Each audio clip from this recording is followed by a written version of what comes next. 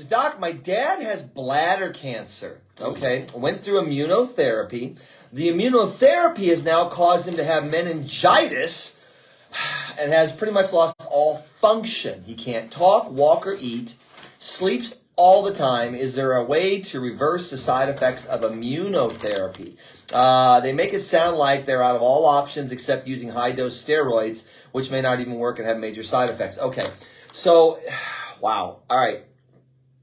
Didn't expect that one this morning. Here we go. So first things first.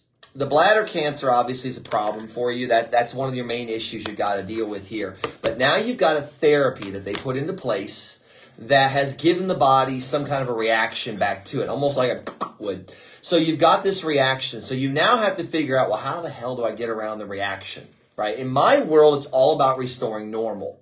So the steroid, in my opinion, from what I'm reading here, is not a horrible idea because it's going to help control some of that inflammation. And the inflammation is what you got to do to get the pressure off the spinal cord, which is where the meningitis affects you.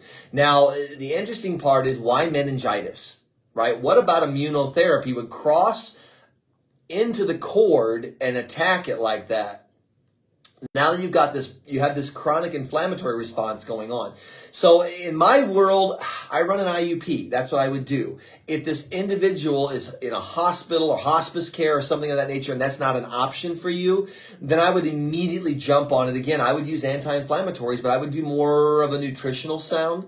I like enzymes. I'm a big fan of that. I would look for things that can cross the blood-brain barrier and get into the cord. A big one I would focus on would be protease. Protease helps the body to get rid of damaged or abnormal protein. That's what it does. You just have to get a good one, and you got to get one that works in a broad pH because the body's pH changes from different parts. So if you get animal-based ones, which you see a lot in GI care and stuff like that, which I believe is wrong, when you get the animal-based ones, they don't tend to work very well in lower pHs. So you want to get one that's plant-based or proteolytic that has a pH range from around 3 to 9, so it's got a really broad spectrum that it can be active in. I would probably put this stuff in every couple hours.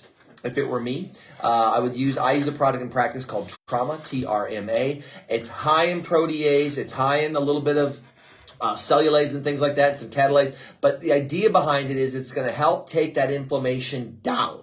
If you can get the inflammation down and get the immune system to step up its game without kicking off this massive inflammatory response, then you can probably pull the inflammation away from the cord. Once you get the inflammation away from the cord, it will settle down the effects of the meningitis aspect, that inflammatory response that's interfering with all this function. Now, that's taking the bladder cancer and all that aside. We're ignoring that temporarily. We're just dealing with this therapy.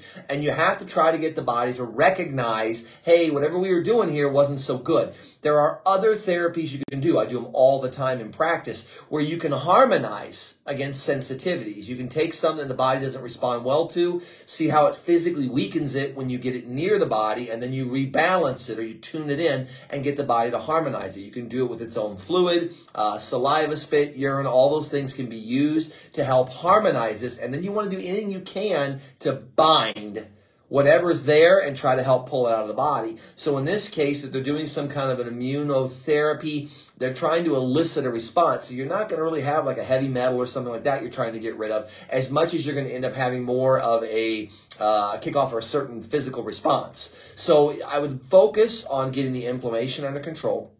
I'm not against the steroid for that purpose short term, but I also be putting things in naturally to support natural immune function and to try to get pressure off that cord. And there's many ways to do it, but you've got to get pressure off the cord. If you can do that, a lot of these responses, the physical stuff, the walking, the talking, that may come back if you can get the pressure away. You see it a lot like you do in stroke victims. It's the same concept to some degree. And so that's what you're looking for. So I hope that helps you